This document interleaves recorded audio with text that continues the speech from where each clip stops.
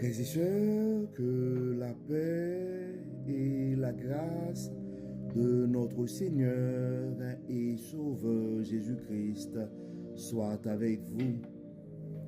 Ici et de Boyo Hitch Redemption Ministries pour notre dévotion matinale pour ce vendredi 22 novembre 2024. Toujours dans la mission de vous accompagner journée après journée, matinée après matinée, réveil après réveil sur le chemin du royaume de Dieu. Car l'essentiel, frères et sœurs, est dans le royaume de Dieu. La force est en Dieu. La consolation est en Dieu. La guérison est en Dieu. La libération est en Dieu. L'abondance est en Dieu, frères et sœurs. L'espérance est en Dieu. Et surtout, la sagesse est en notre Dieu.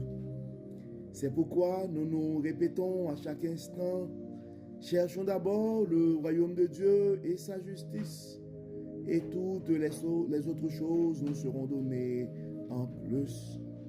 Donc bon réveil mon frère, bon réveil ma soeur, c'est ici la journée que l'Éternel a faite et qu'elle soit pour nous un sujet de gloire et de louange. Que le nom de l'Éternel soit béni ce matin, que le nom de notre Dieu soit exalté, que le nom du Seigneur soit glorifié ce matin, car il nous a fait du bien. Beaucoup ne se sont pas réveillés ce matin, frères et sœurs, car beaucoup ne sont plus parmi nous, car ils n'ont pas survécu cette nuit. Gloire soit rendue à Dieu, nous sommes parmi les vivants ce matin, et comme le psalmiste nous l'a suggéré, nous devons louer l'Éternel. La parole dit que tous ceux qui respirent louent l'Éternel. Oui mon frère, oui ma soeur, tu peux te réveiller ce matin avec la ferme conviction que les bontés de l'Éternel ne sont pas épuisées et ses compassions ne sont pas à leur terme, et elles se renouvellent chaque matin. Oui, frères et sœurs, la fidélité de notre Dieu est grande. Oui, notre Dieu est bon, il est fidèle et miséricordieux. Donc c'est pourquoi, si tu penses à un frère, si tu penses à une sœur ce matin, nous t'invitons à partager cette dévotion, car c'est la raison d'être de notre dévotion matinale, offrir à chaque frère, offrir à chaque sœur une occasion pour commencer sa journée avec Dieu, car un réveil avec Dieu nous met la table pour une journée remplie de sa faveur. Et en accumulant des journées remplies de la faveur de Dieu, nous allons finir par avoir une vie et une année. Nous allons finir par compléter une année remplie de sa bonté. Et en accumulant des années remplies de la bonté de Dieu, nous allons finir par avoir une vie comblée de ses plus riches bénédictions sur plusieurs générations. Donc le texte qui nous est proposé ce matin pour ce vendredi 22 novembre, frères et sœurs, c'est le texte que nous trouvons dans 1 Timothée chapitre 4, 1 Timothée chapitre 4, verset 1 à 10. La première lettre de Paul à Timothée dans le chapitre 4, et nous allons lire les 10 premiers versets. Cependant, l'Esprit déclare clairement que dans les derniers temps, plusieurs se détourneront de la foi parce qu'ils s'attacheront à des esprits trompeurs et à des enseignements inspirés par des démons. Ils seront séduits par l'hypocrisie de prédicateurs de mensonges dont la conscience est comme marquée au fer rouge. Ces gens-là interdiront le mariage et exigeront que l'on s'abstienne de certains aliments, alors que Dieu crée toutes choses pour que les croyants, ceux qui connaissent la vérité, en jouissent avec reconnaissance.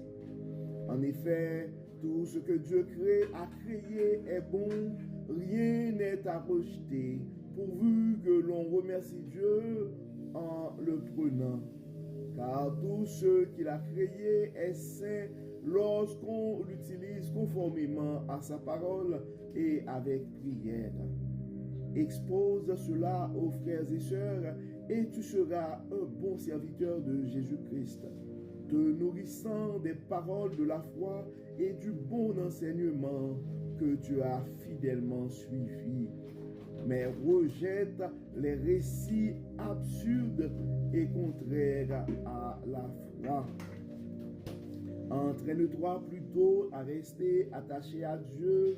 L'exercice physique est utile à peu de choses. La piété, elle, est utile à tout, puisqu'elle possède la promesse de la vie pour le présent et pour l'avenir. C'est là une parole certaine et qui mérite d'être reçue sans réserve.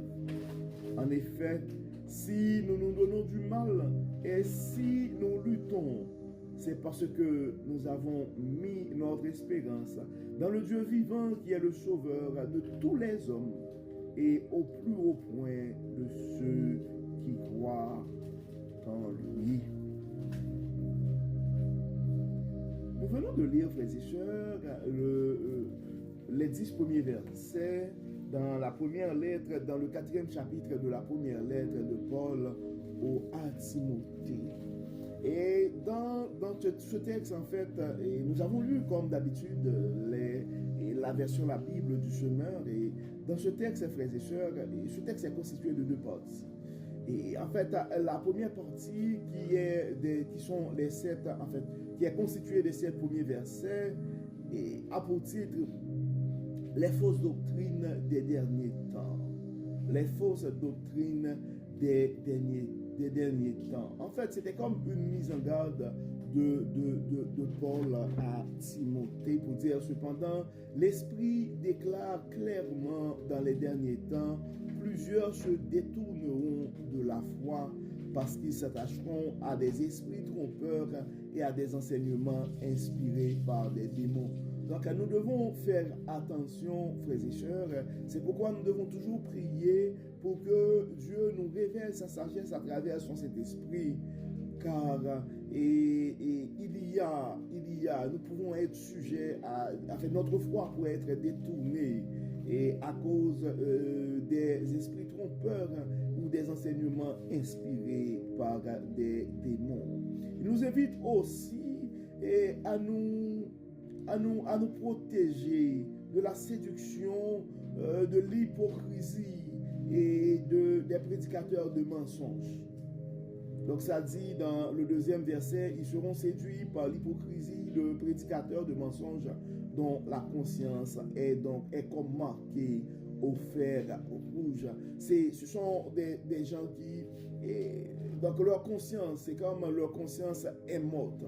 Et ces gens là interdiront le mariage et exigeront que l'on s'abstienne de certains aliments, alors que Dieu a créé toutes choses pour que les croyants, ceux qui connaissent la vérité, en jouissent avec reconnaissance. Parole de l'apôtre Paul à Timothée dans le 3e verset du 4e chapitre, frères et sœurs.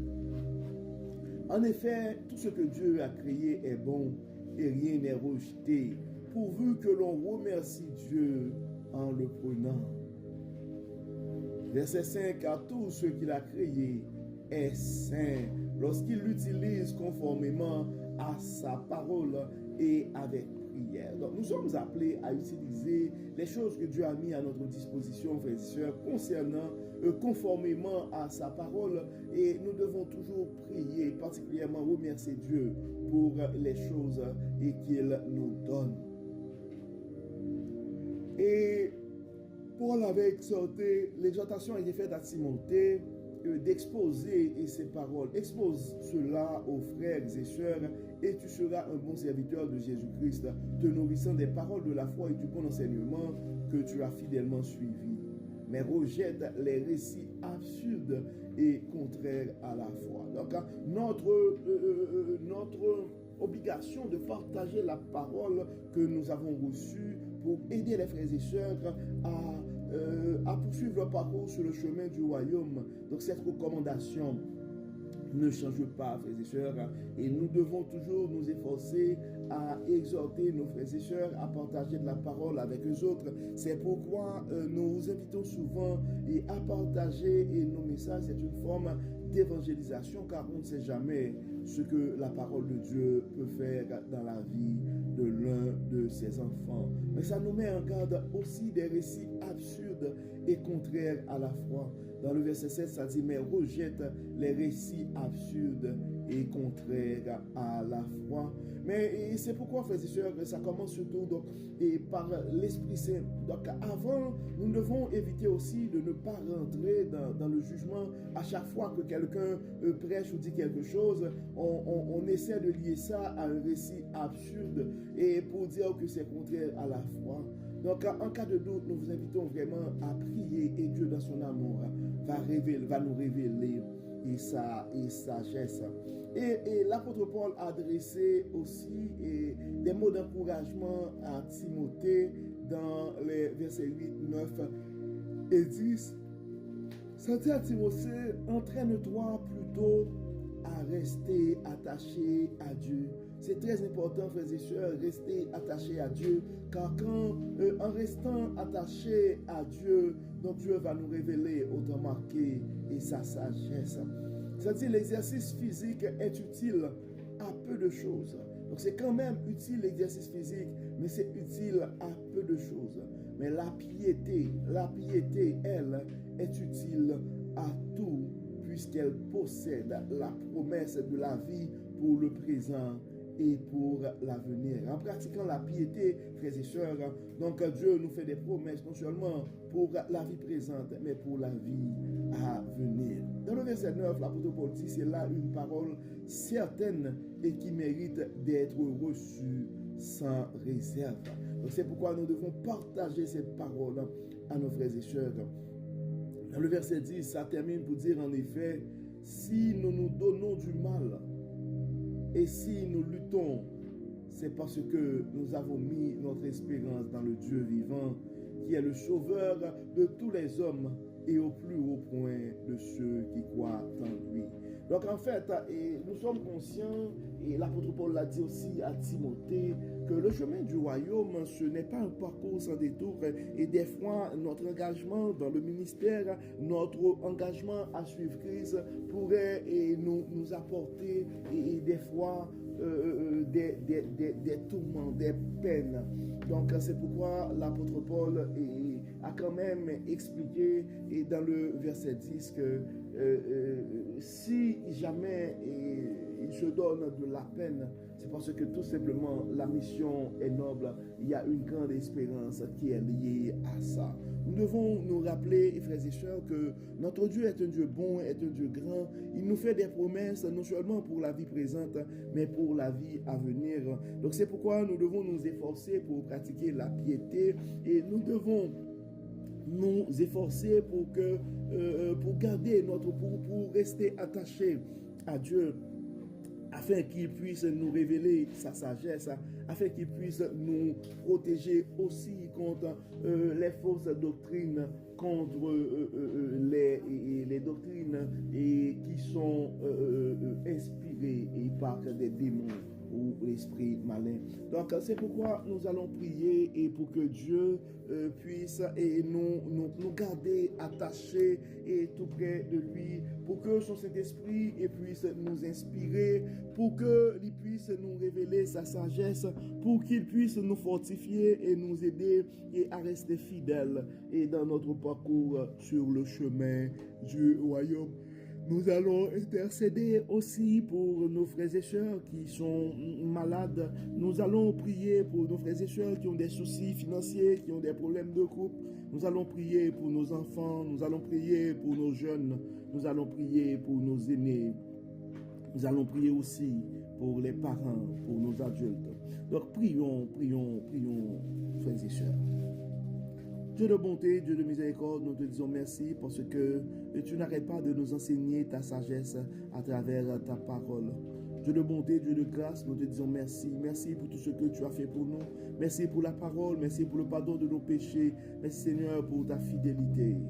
Dieu clément, Dieu de bonté, Et nous te remercions pour ce ministère. Nous te remercions parce que malgré nos imperfections, tu n'arrêtes pas de nous utiliser pour la gloire de ton royaume. Merci Seigneur pour toutes les personnes que tu as mis et à notre côté pour nous aider dans ce travail. Merci Seigneur pour les frères et sœurs qui nous écoutent présentement et qui partagent ta parole et partout à travers le monde. Et Dieu clément, Dieu de bonté, nous te disons merci et pour la santé, merci pour la famille. Et parlant de la famille, nous remettons nos enfants entre tes mains. Nous remettons chaque frère, chaque sœur, tous les frères et sœurs qui ont des soucis de santé. Nous avons des frères et sœurs en fait, des proches, des frères et sœurs qui ont été diagnostiqués d'un cancer. Dieu, dans ton amour, nous te demandons dans ta grâce, dans ta fidélité, d'assister, de bénir. Et ce frère qui devrait subir une opération, nous te demandons, Dieu clément, de l'assister, d'inspirer et le personnel médical qui doit le traiter. Et nous savons, Dieu clément, toutes les émotions, toutes les souffrances qui pourraient venir avec ces maladies. Mais nous savons que ta gloire, ta puissance va briller dans ces circonstances. Nous avons d'autres frères et sœurs qui ont d'autres diagnostics, d'autres ont déjà un diagnostic, mais ont du mal à trouver un traitement. D'autres ont déjà des traitements, nous devons les assister dans leur traitement. Et d'autres ont des symptômes, mais pas de diagnostic. Nous te demandons, Dieu de bonté, Dieu de grâce, de toucher. Et tu es le grand guérisseur, tu es le docteur par excellence. Nous te demandons, Seigneur, de toucher les corps de nos frères et sœurs qui sont malades ce matin. Et donne dans ces circonstances un témoignage. Fais briller ta bonté. Dieu clément, nous remettons entre tes mains aussi et d'autres frères et sœurs qui ont des soucis financiers.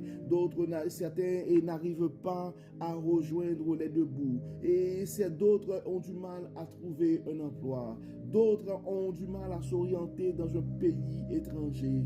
Dieu de bonté, Dieu de grâce, Dieu de miséricorde, nous te demandons de faire briller ta bonté. Tu es le Dieu de toute abondance. Nous te demandons, Seigneur, de bénir de ta plus grande abondance ces frères et sœurs qui sont dans le besoin ce matin.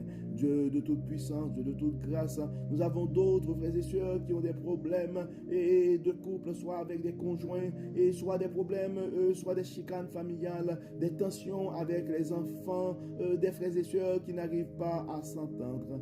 Dieu de toute paix, Dieu de toute réconciliation, toi qui as le pouvoir sur l'esprit humain, nous demandons de toucher les cœurs, de toucher les esprits et de rétablir la paix, l'union, l'entente, la réconciliation dans ces familles. Nous avons des frères et sœurs qui ont des projets et qui n'ont pas les moyens, les ressources nécessaires. Toi, le Dieu de toute abondance, nous demandons de pouvoir à leurs besoins, de les guider, de les assister. Nous demandons, Seigneur, d'envoyer tes corbeaux dans ces maisons. Dieu de toute grâce, Dieu de toute miséricorde, guéris, Seigneur. Bénis, Seigneur, protège, Seigneur, libère, Seigneur. Nous remettons entre tes mains et certains coins de notre monde où où il y a la guerre, où il y a des conflits internes entre groupes armés. Et nous te demandons, Dieu de bonté, de toute grâce, de faire briller ta puissance et de rétablir la paix dans les endroits où il y a la guerre. Nous remettons entre tes mains aussi les cœurs, les esprits tourmentés, les âmes blessées. Nous te demandons, Dieu clément, de les penser. Viens, Dieu clément, viens, remplis-nous de ton Saint-Esprit, éclaire-nous de ta lumière, fais briller ta grâce dans nos vies. Enlève-nous tout ce qui n'est pas de toi. Tes enfants sont entre tes mains. Nos enfants sont entre tes mains. Nos aînés sont entre tes mains. Les parents sont entre tes mains. Bénis, Seigneur. Libère, Seigneur. Guéris. Que tout soit fait dans nos vies pour la gloire de ton nom. Aide-nous, Dieu clément. Aide-nous à pouvoir suivre ta doctrine, la bonne doctrine, la saine. Révèle-nous tes commandements. Révèle-nous, Dieu Tout-Puissant, ta volonté. Révèle-nous la voie à prendre, la voie à suivre à travers ton Saint-Esprit en nous. Assiste-nous, guide-nous, pardonne-nous. Au nom de Jésus, nous prions. Amen. Amen. Frères et sœurs, nous arrivons au terme de notre dévotion pour ce vendredi 22 novembre 2024. Nous espérons que votre âme a été bénie et d'ici là, nous vous souhaitons une excellente journée sous le regard du Dieu Tout-Puissant. Que le Seigneur nous bénisse, que le Seigneur nous accorde sa paix et sa grâce. Au nom de Jésus. Amen. Amen. Bon vendredi, frères et sœurs, et à demain.